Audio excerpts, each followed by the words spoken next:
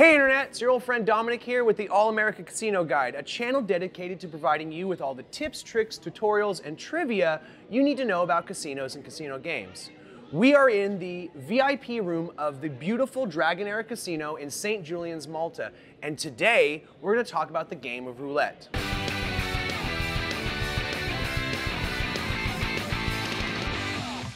So as I said, today we're going to be talking about roulette, which is interestingly enough dates back to early 18th century Paris and actually has some connections to the French mathematical theoretician Blaise Pascal, who may have been trying to achieve a perpetual motion machine. Blaise Pascal, of course, famous for Pascal's wager. And the name roulette actually means little wheel. To understand the game of roulette, the first thing we need to talk about is the roulette wheel itself. There are actually two variations on the roulette wheel, one being the American roulette wheel and the second being the French or European roulette wheel. And the major difference is in the number of slots on the actual wheel. In Europe, the wheel will have 37 slots, one pertaining to each number, 1 through 36, and one number being green 0, which is the house number that they win on. And the American version actually has two green spots, 1 0 and one being 00, for a total of 38 spots on the wheel overall. This gives an American wheel a slight advantage of 5.4% house edge versus the European wheel, which only has a 2.7% house edge. So the most interesting thing about roulette is how the betting works and the fact that you can actually make multiple bets on any particular spin of the wheel, and that each bet has a respective payout based on the likelihood of that particular event happening. Now let's go ahead and take a look at those bets potentially and talk about their potential payouts. The most simple bet that people always talk about when it comes to roulette is the black and red bet, okay? So that's essentially putting your money down on the likelihood of a particular color coming up, black or red. And that is a straight doubling bet, where if you bet on black and it happens to come up black, you will double your money. Now, the other 1-to-1 odds of happening are if you bet on odds or evens. So essentially you're saying if the number is an even number, meaning 2, 4, 6, 8, 10, you don't know what evens are, then you will get a 2-to-1 payout, where if you bet $50, you'll win back 100. The last 1-to-1 option is if you bet on a range of numbers, like 1 to 18, for example, or 19 to 36. These are, again, 50-50 odds, and it's like flipping a coin. And so if you win, you double your money. Now, when it comes to getting a bigger bet, the potential or a bigger payout, you have these dozen bets, where the first dozen, second dozen, third dozen. Now, for example, if I place a bet in the second dozen, if the result is any number in this range right here, these 12 numbers, 13 to 24, for example, then that will be a tripling bet, where if I bet $50 and I happen to hit one of the numbers in that range, I will triple my money. The other tripling bet option is if you bet on a particular column, where you'll get all the numbers in this particular column. That is, again, a tripling bet.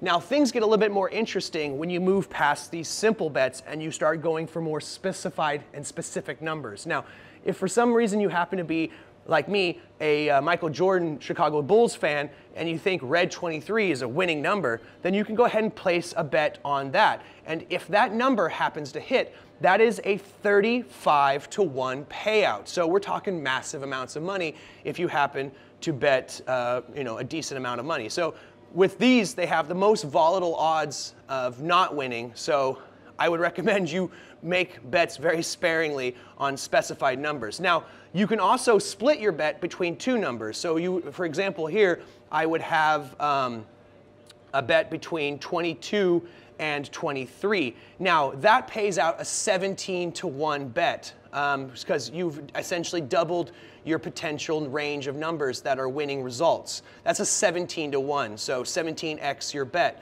The other option here is you can bet on 4 numbers simultaneously. And if you bet on 4 numbers simultaneously, that has a payout of 1 to 8. So if you bet, for example, $50, you would win $400 if you happen to hit any number in this range of numbers, 19, 20, 22, or 23 in this particular example. You also have an option to bet on 3 numbers in a row, and that is an 11-to-1 bet. So if you place your chip just outside the row itself and you're saying, I want to bet on 22, 23, or 24, and if that number happens to come up, then that will be an 11-to-1. Now, the last specific number that you can bet on, or more specific bet you can make, is you can bet on 2 rows by placing your chip in this range right here, where you place your chip essentially on the edge of these 2 rows, but in between 2 rows instead of clearly outside of them. That is a 5-to-1 bet. Overall, that is your only true options. There are other tables where you can have bet 5 numbers or 6 numbers, but that depends on the casino itself. And so, since it's so specific and not every casino allows it, I'm going to go ahead and not talk about it in this particular tutorial.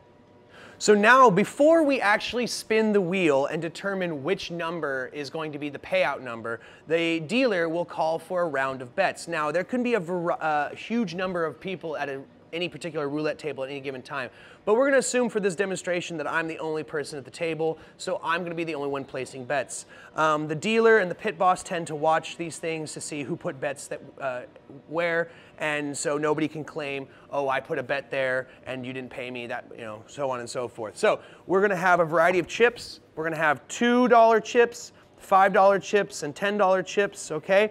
Now, when it comes to betting, you want to not throw a huge amount of money on one particular number because, as I said, that has the least chances of paying out and it has the highest payout potentially. So I'm going to be very conservative, and I'm going to go ahead and put $2 on number 23 because, like I said, I love that Jordan.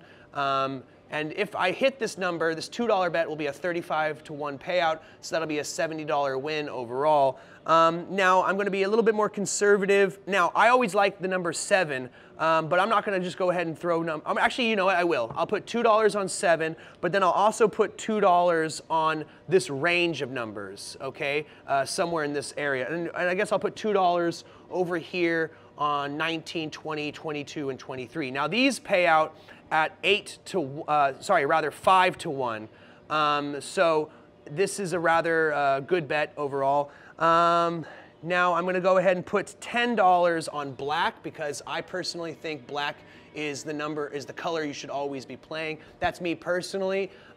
Some people will swear by red, but for me personally, I think black is the number I always go for. Now I'm going to put $5 on even because I think even is the better bet versus odd. People always call me odd, but I like to be a little bit even. And then finally, I'm going to put $5 over here on the 2-to-1 bet for this column because that kind of hedges my bets a bit and gives me this whole range of numbers for a potential payout. So it looks like I've bet $28 overall, the yellow chips being 2, the grays being 5, and this one purple chip being 10. So yeah, $28 is what I've put out as my wager. So let's go ahead and spin that wheel now and see which number actually pays out. An important thing to note here is that for educational purpose and demonstration purposes, I'll be spinning this wheel today, but at any casino you look at in the entire world, they're going to have a dedicated dealer at the table to control the flow of bets and money, and the ones will be spinning the wheel, so to avoid shenanigans between the players. So spinning the wheel now, we get a good spin, we take the ball, and we give it a quick roll. Let's see how this goes out. This is the suspenseful part of the game. This is the part where we eagerly wait to see what comes up, and we're hoping that we don't get that infamous green number. Let's see. Okay, it looks like we got a result, and we can go ahead and slow the ball. We can slow it down a bit because the ball's not going anywhere now. Oh my God! Look at that. 8 black. So that's going to be a nice payout for a couple of our different bets. All right, awesome. So now that we've completed the first spin of the wheel and we know now that 8 black was the paying number, we then have to determine first the losers. So 7, of course, is a loser, 23 is a loser, 19 is a loser, and this column right here is also a loser. So those all don't pay out. So it looks like I lost 5 plus 6, I lost $11 in this area right here. So that was $11 that I lost. But the good news is it was 8 black, so this $10 bet actually becomes a $20 bet.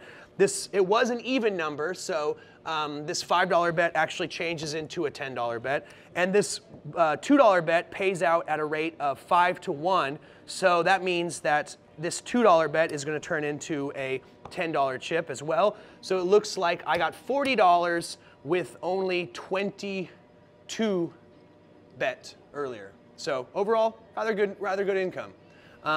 Obviously, every table has a minimum and a maximum, so you need to be aware of a table stakes before you go to any particular roulette table and educate yourself of the potential payouts and the odds of those payouts actually happening. So the last thing I want to talk about before we end this particular beginner's guide tutorial is the importance of the number 0. So I don't think I talked about it earlier. With this number 0, typically if it comes up green 0 on a European table like the one we're using today, everyone at the table loses. That's why it's the house edge of about 2.7%. That's not to say, though, that you cannot bet on the number 0. Just like any number on the table, you can put a bet onto number 0, and it pays out a 35 to 1 payout. So if I, for example, put this $2 bet down, it would end up being a $70 win if 0 happens to come up. In American roulette tables where you have a 0 and double 0, you'll have a slightly different table, and you'll see a range of 2 numbers up here. And so you can play the row, obviously. You can play double 0, or you can play 0, or you can play the row, and that pays out at a rate of 17 to 1. So for example, if I bet $2 on 0 and double 0 on an American roulette table, and it happens to hit 0 or double 0, then I would be winning $34 against my $2 bet. You can also, of course, put a chip down on the space between a row, so covering 1, 2, 3, and 0. And of course, this is a 4-number range, just like putting it on 7, 8, 10, and 11. And so that will be a 5 to 1 payout. And I believe it's only a 4 to 1 payout on American tables. So that concludes our basic tutorial on the game of roulette. Make sure to check out the rest of the videos that we have on the channel, because we have a number of advanced tutorials on roulette and a number of tutorials on a variety of different casino games that you might find useful as well.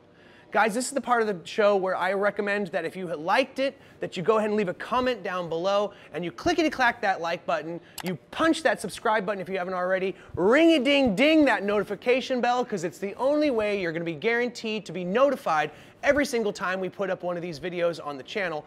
And guys, if you can, go ahead and make sweet, sweet love to that share button, because remember, sharing is caring. And as always, my name is Dominic. This is the All-American Casino Guide, reminding you, play responsibly.